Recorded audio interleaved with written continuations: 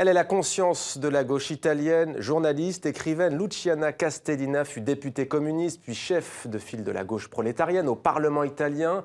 Devenue dissidente lors de l'invasion de la Tchécoslovaquie, elle fonda Il Manifesto, devint députée européenne, se battit sur tous les fronts anticapitalistes. Aujourd'hui, à 85 ans, elle reprend la plume dans Prends garde, un ovni éditorial qui paraît aux éditions Liana Levi. Avec la romancière Milena Agus, elle y raconte une révolte syndicale méconnue dans la région des Pouilles. C'est dans le sud de l'Italie, c'était dans l'après-guerre. Bonsoir Luciana Castellina. Bonsoir, vous m'avez donné tellement de responsabilités maintenant. Merci d'être avec nous pour ce conscience. Portrait qui aurait pu être un peu plus long même. Merci d'être avec nous en tout cas sur TV5 Monde et d'avoir accepté de répondre en français à nos questions. Alors votre livre Prends garde sort le 8 janvier, cette semaine en librairie, édition Liana Levi, alors on est au sortir de la Deuxième Guerre mondiale, je le disais, en 1946. Que se passe-t-il alors exactement dans cette région des Pouilles ?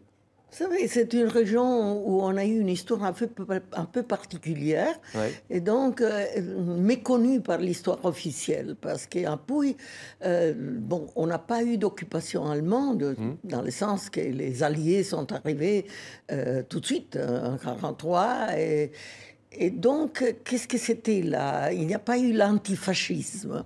L'antifascisme, c'était qu'on s'est occupé de l'occupation allemande et on se battait contre les fascistes. À Pouilles, la fin de la guerre, la fin du fascisme, c'était la liberté. Qu'est-ce que c'est la liberté si on a faim? C'est de ne plus avoir faim.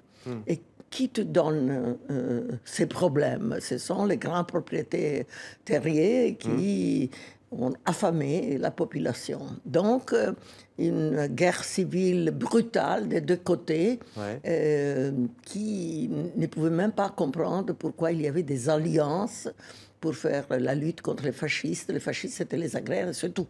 Ouais. Et pourquoi est-ce que vous avez choisi précisément de vous pencher sur cet épisode? Vous l'avez dit méconnu et même passé sous silence, vous le disiez, par les autorités? Parce qu'on m'a raconté ça il y a très très longtemps. J'ai toujours été très frappée de cette chose brutale qui s'est passée et dans les contextes. Et voilà, je l'ai toujours raconté, et jusqu'au moment que mon éditeur m'a dit « Mais pourquoi on ne fait pas un livre ?» Il a eu cette idée bizarre de faire un livre avec une romancière. Et donc, c'est elle qui a fait les romans, moi que j'ai fait les contextes historiques. Et on ne se connaissait même pas. Bon, naturellement, je connaissais ces livres, mais voilà. Et donc, il y a deux interprétations. Je crois que ils suivent la même ligne, ils donnent la même interprétation, mais d'une façon tout à fait différente. Alors justement, c'est un livre, c'est pour ça que je disais OVNI tout à l'heure, il est assez particulier, c'est deux livres en un. Il y a donc Luciana Castellina avec Prends garde, c'est le récit, l'enquête historique sur ces événements qui se déroulent dans la région des Pouilles, dans le sud de l'Italie. Et puis il y a le roman que l'on lit de l'autre côté, de Milena Agus, Prends garde, le roman. Alors justement, qu'est-ce que cela apporte selon vous d'avoir juxtaposé comme ça deux œuvres qui se répondent, même si elles se répondent de loin, d'un côté la fiction, l'aspect romancé, et de l'autre la véracité des faits? Vous savez que les archives, les documents, on ne dit jamais tout d'une histoire. On a besoin de la fantaisie et de l'imagination. En plus, Milena s'est occupée de 4 vieilles filles qui ont été attaquées. Et il n'y a pas de documents sur 4 vieilles filles, non, sur leur vie, la façon d'être. Donc on a besoin du roman. De ma part, c'était plus facile parce que j'avais besoin des documents. Je pouvais faire l'histoire avec les documents. Mais donc, je crois que les romans, on le sait, c'est toujours une façon de comprendre mieux ce qu'on ne voit pas et ce qui n'est pas documenté. Il y a l'invisible dont on a besoin pour rendre une histoire, celle qu'on regarde, on ne voit pas tout de suite. Et concrètement, comment est-ce que vous avez travaillé, vous et cette romancière? On a travaillé, disons que moi j'ai écrit, elle a écrit. Enfin, je l'ai renseignée parce qu'elle avait besoin des documents. Je l'ai renseignée, je lui ai donné les peu de documents qu'on avait. Et donc après, on a écrit tous les deux, on s'est retrouvés à la fin, on a découvert qu'on s'est retrouvés bien. En plus, parce que vous savez, c'est une histoire de femmes, celle-ci, des femmes victimes. Les victimes sont les femmes qui sont les femmes des travailleurs de la terre, sont les principales victimes, c'est eux qui souffrent, elles qui souffrent quand il n'y a pas rien à donner à manger à leurs enfants qui meurent pour la faim. Et donc, ce sont les principales victimes parce que c'est elles qui souffrent plus encore que les hommes. Et de l'autre côté, même ceux qui ont été assassinés sont des victimes à l'intérieur de leur classe. Ouais. Parce qu'elles ont été dans cette situation parce qu'elles sont femmes. Les hommes où il y avait un homme dans la famille, ils se sont préoccupés d'envoyer les familles dans les villes, étant donné la tension sociale, et où eux, ils sont restés, mais ils sont restés avec leur garde armée. Les pauvres 4 vieilles filles, on les a laissées. Elles ne savaient pas, elles ne savaient rien. Ce n'était pas elles qui s'occupaient de la richesse. Donc elles ne savaient même pas à quelles conditions elles étaient riches. Les femmes victimes des deux côtés. Alors il y a ce titre, prends garde à ma faim et à ma colère. Cet extrait de carte d'identité du célèbre poète palestinien Mahmoud Darwish. Pourquoi ce choix? Bravo, c'est ça. Je crois que parce que c'est aussi un livre sur la faim. Et quand on a faim, vous savez, on est capable de faire n'importe quoi. Et aujourd'hui, je crois qu'il faut faire attention à ce message parce que l'inégalité qu'on a aujourd'hui dans le monde, ça doit faire peur. Ce n'est pas seulement l'injustice.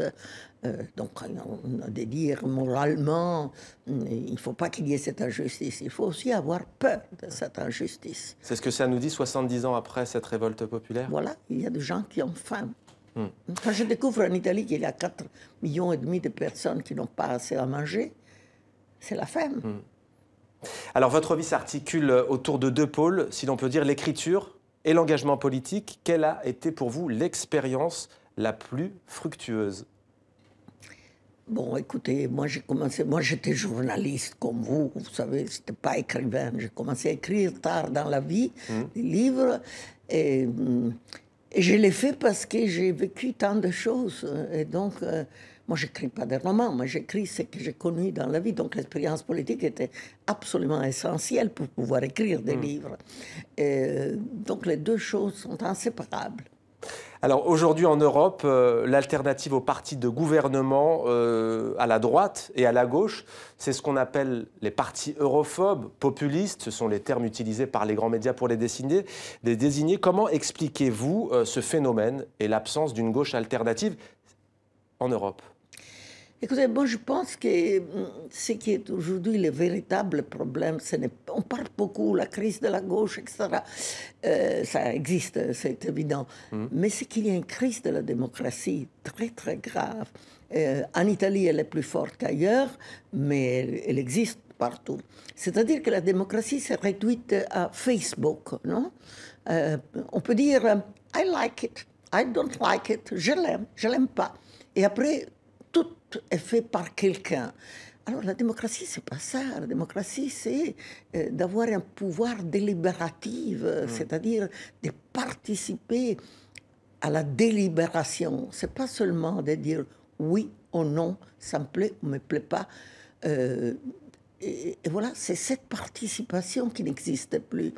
Une fois, elle était garantie par les grands partis politiques de masse, à droite et à gauche. En Italie, par les partis communistes d'un côté et par la démocratie chrétienne de l'autre, qui était aussi une grande force populaire. Aujourd'hui, ceci n'existe plus, et ça, c'est la crise de la démocratie. Il ne peut pas y avoir une gauche quand il n'y a pas de démocratie. D'abord, il faut avoir la démocratie, après, il peut y avoir une gauche. Et voilà, c'est ça le problème. Il y a en tous les cas un endroit en Europe où Luciana Castellina, et ça ne vous a sans doute pas échappé, une gauche alternative, une gauche anti-austérité revient en force. C'est bien entendu la Grèce, où Syriza est donné vainqueur dans les sondages des prochaines élections législatives anticipées. Ce sera le 25 janvier prochain. Angela Merkel, la chancelière allemande, il y a quelques jours, disait que oui, pourquoi pas, la Grèce pourrait sortir de la zone euro. Écoutez, à ce sujet, la réponse... Ils ne veulent pas sortir. Ça, c'est une chose qu'on dit et pour lui rendre la vie plus difficile. Eh bien, on va justement écouter la réponse, la vôtre, mais d'abord, on va écouter celle, justement, de l'homme qui pourrait devenir le nouvel homme fort de la Grèce, Alexis Tsipras, le chef de file du parti Syriza. Écoutez. La gauche n'est pas une menace pour l'Europe. C'est la politique de Mme Merkel qui en est une. L'Europe est rongée par le néolibéralisme et ses conséquences, par la division économique entre son nord et le sud. C'est pourquoi Syriza n'est pas l'ennemi de l'avenir de l'Europe. Je dirais plutôt que Syriza est l'Europe qui change.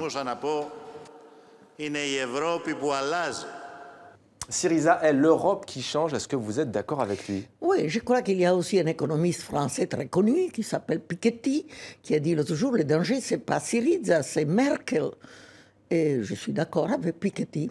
Et nous, on va organiser de l'Italie les brigades de solidarité. On va voir tous ce qui se passe le 25 janvier en Grèce pour être là des au moment de la solidarité, victoire. Concrètement, ce sera quoi? Vous allez vous réunir dans des locaux par sympathie, par solidarité, pour dire que nous trouvons très important qu'en Grèce, il y ait une victoire, et parce que c'est la victoire. Tsipras a raison, ce sera la victoire de l'Europe. Si cette politique Merkel continue, l'Europe éclate. C'est sûr, entre pays plus pauvres, pays plus riches, etc., ça ne va pas tenir. Donc c'est l'Europe qui est en jeu. Et vous disiez, les Grecs ne veulent pas sortir de l'Europe, sans doute de cette Europe-là. Mais vous, quelle est l'Europe aujourd'hui que vous préconisez pour lutter contre la faim que vous évoquiez en Italie ou dans des pays du sud de l'Europe? On ne peut pas sortir de l'Italie, non pas de la France, simplement parce qu'on vit une autre politique. Alors, c'est la même chose avec l'Europe. Je crois, les propositions de Tsipras sont très raisonnables. Ce sont des propositions qui disent qu'il faut qu'il y ait une relance de l'économie grecque, autrement on ne pourra pas payer les dettes. C'est si simple que ça. Si on étrangle une personne, on la fait mourir, on n'aura plus la possibilité de rentrer de l'argent, des dettes. Si l'Europe ne change pas de système, est-ce que vous pensez que des révoltes comme celles que vous racontez dans votre livre peuvent avoir lieu aujourd'hui sur le sol européen? Voilà. Alors là, c'est une autre époque. Ce ne sera même pas la même chose, mais je crois qu'on va vers cette inégalité ne peut pas tenir, ne peut pas durer. On ne peut pas avoir dans notre continent des gens qui n'ont pas de travail, n'ont pas d'assurance, n'ont pas d'aide et qui ont faim. Hein. Le retour de la faim, c'est horrible. Et il faut qu'on prenne garde de ça. Luciana Castellina, merci beaucoup d'avoir accepté de répondre à nos questions en français sur la chaîne mondiale francophone. Merci à vous d'avoir participé à 64 minutes, Le Monde en français. Je rappelle le titre de votre livre, Prends garde. Donc le roman et le récit historique, ce sera en librairie le 8 janvier, donc cette semaine. Merci à vous. Merci à vous.